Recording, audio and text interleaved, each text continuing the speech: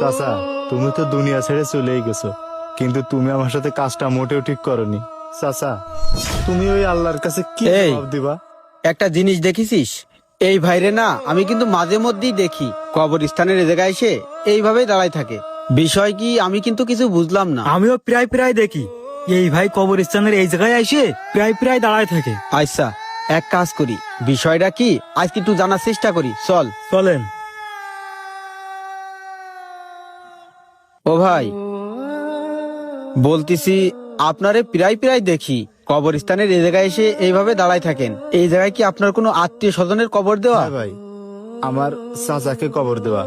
ও আচ্ছা, আপনি তাহলে আপনার চাচার জন্য দোয়া করতে আসেন, তাই না? না ভাই, দোয়া করতে আসি না, আমি অভিযোগ নিয়ে আসি যে আমার এই চাচা আমারে ফাঁকি দিয়ে এই কবরের ভিতর কেমন আছে।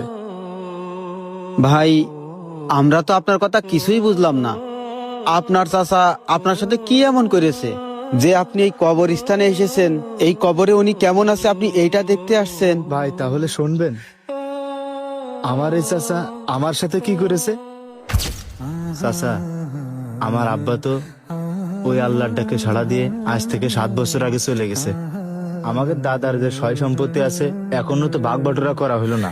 তাই আমি করছিলাম যে আমার আব্বা যে অংশটুকু পাইতো ওইটুকু যদি আমার বুঝিয়ে দিতেন তাহলে আমি একটা বাড়ি করতে পারতাম।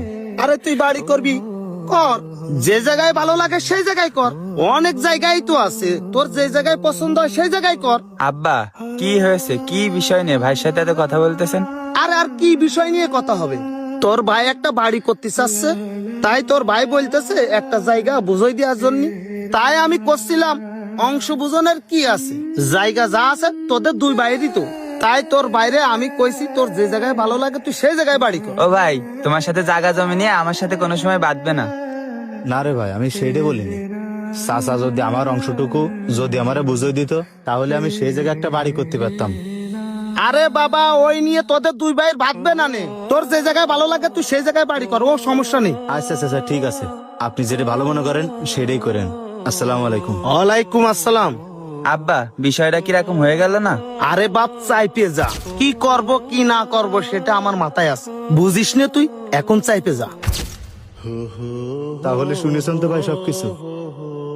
হ্যাঁ শুনলাম, ঠিকই তো আছে। তাহলে সমস্যা কোথায়? সমস্যাটা হচ্ছে কি ভাই, আমার চাচা মারা যাওয়ার আগে আমার বাপকে ফাঁকি দিয়ে আমার বাপের